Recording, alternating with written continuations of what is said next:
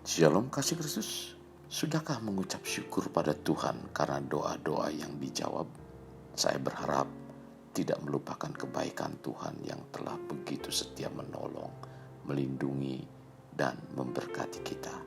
Mari tetap melekat dalam Tuhan melalui renungan hari ini, agar firman-Nya dapat menuntun kita bertindak secara bijak.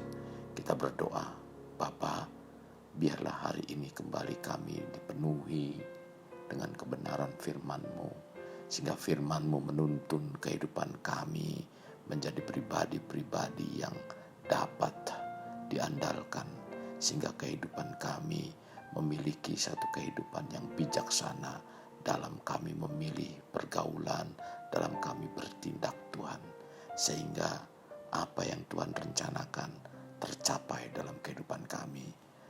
Bahkan bukan lagi menjadi kesukaan bagi orang-orang yang ada di sekitar kami. Tentunya kami rindu menjadi kesukaan Engkau Tuhan dalam setiap langkah kehidupan kami. Ini doa kami yang kami alaskan dalam nama Tuhan Yesus.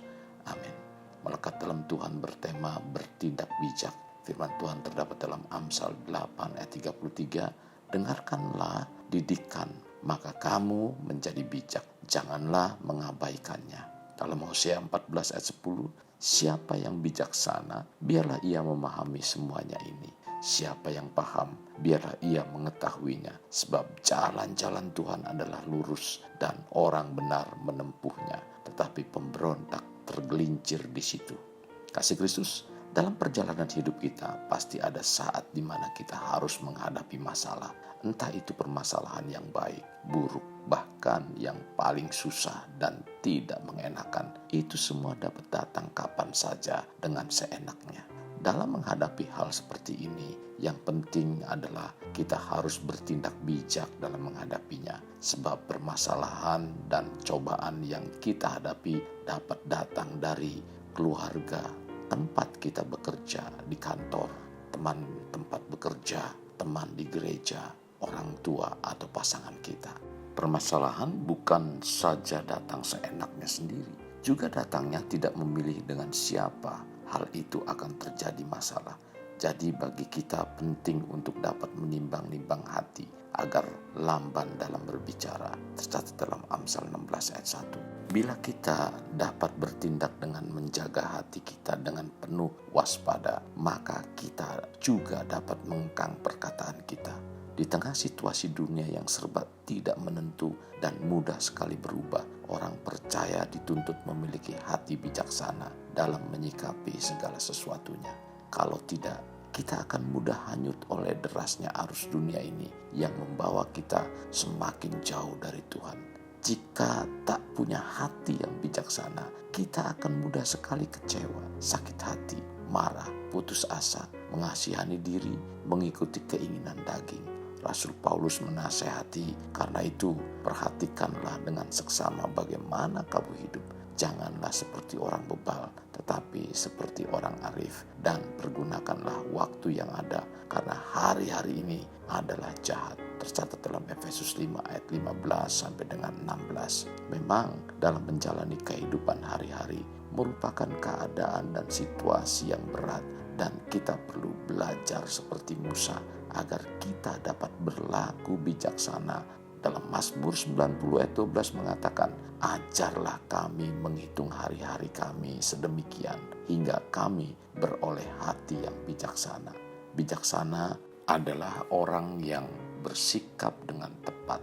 Dan menurut pengertiannya, orang bijaksana adalah orang yang mampu bersikap dengan tepat dalam segala situasi dengan hati yang benar. Pertanyaannya, bagaimana supaya mempunyai hati bijak? Hati yang bijak akan muncul saat kita terus dipenuhi serta memelihara firman Tuhan. Amsal 8 ayat 32 dan 33. Berbahagialah mereka yang memelihara jalan-jalanku. Dengarkanlah didikan, maka kamu menjadi bijak. Jadi hidup yang melekat dengan Tuhan berarti hidup yang menyatu, di mana kita senantiasa merenungkan dan melakukan firman-Nya siang dan malam. Hidup seperti ini merupakan awal datangnya hikmat yang membawa hati kita bijak dalam bertindak. Amsal 9 ayat 10 mengatakan, permulaan hikmat adalah takut akan Tuhan dan mengenal yang Maha Kudus adalah pengertian. Hikmat yang sejati hanya dapat kita peroleh melalui hubungan karib dengan Tuhan, karena Dia adalah sumber hikmat. Jadi, kebijaksanaan yang sejati tak akan kita dapatkan dari membaca buku-buku ilmu pengetahuan, buku filsafat, atau buku-buku karangan manusia lainnya, melainkan ketika kita merenungkan firman Tuhan yang hidup. Salomo adalah contoh orang yang memiliki hikmat luar biasa. Dalam 1 Raja-Raja 4 ayat 30 sampai dengan 31 mengatakan, hikmat Salomo melebihi hikmat segala Bani Timur dan melebihi segala hikmat orang Mesir. Ia lebih bijaksana daripada semua orang, daripada Etan, orang Esrahi itu, dan daripada Heman, Kalkol, dan Darda, anak-anak Mahol. Sebab itu ia mendapat nama di antara segala bangsa sekelilingnya. Hikmat yang diperoleh Salomo karena memiliki hubungan yang dekat dengan Tuhan. Namun ketika ia menyimpang dari jalan-jalan Tuhan dan meninggalkannya, saat itulah Salomo sedang berjalan menuju kepada kehancuran.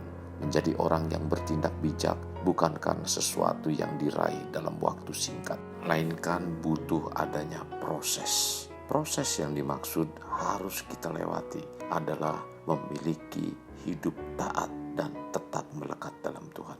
Kasih Kristus, jadikan hidup kita untuk lebih bermakna. Membangun pribadi bermakna dimulai dari pribadi kita. Kita berdoa, Bapa yang baik, kami naikkan syukur kepadamu Tuhan, karena firman yang disampaikan hari ini membawa kehidupan kami untuk semakin bijak di dalam kami melangkah, di dalam kami bergaul, di dalam kami menyikapi setiap keadaan.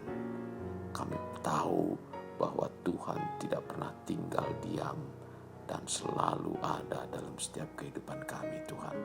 Tuhan, kami rindu seluruh aspek kehidupan kami menjadi satu hal yang menyenangkan Engkau, Tuhan, dan dapat dinikmati oleh orang-orang yang ada di sekitar kami, di mana mereka mengenal Engkau sebagai Tuhan dan Juru Selamat juga. Terima kasih Tuhan Yesus. Ini yang menjadi kerinduan kami. Dalam nama Tuhan kami berdoa. Amin. Kasih Kristus, mari kita akhiri dengan mengedahkan kedua tangan kita. Terimalah anugerah berkat dari Allah Bapa kasih sayang daripada Yesus Kristus dan persekutuan dengan Roh Kudus yang mencurahkan berkat secara rohani, berkat secara jasmani, dan berkat secara ekonomi, di mana berkat Abraham, berkat Ishak, berkat Yakub dicurahkan dan dilimpahkan dari saat sekarang sampai Maranatha tiba dalam nama Tuhan Yesus. Amin. Sampai jumpa di renungan berikutnya. Jangan lupa like dan subscribe.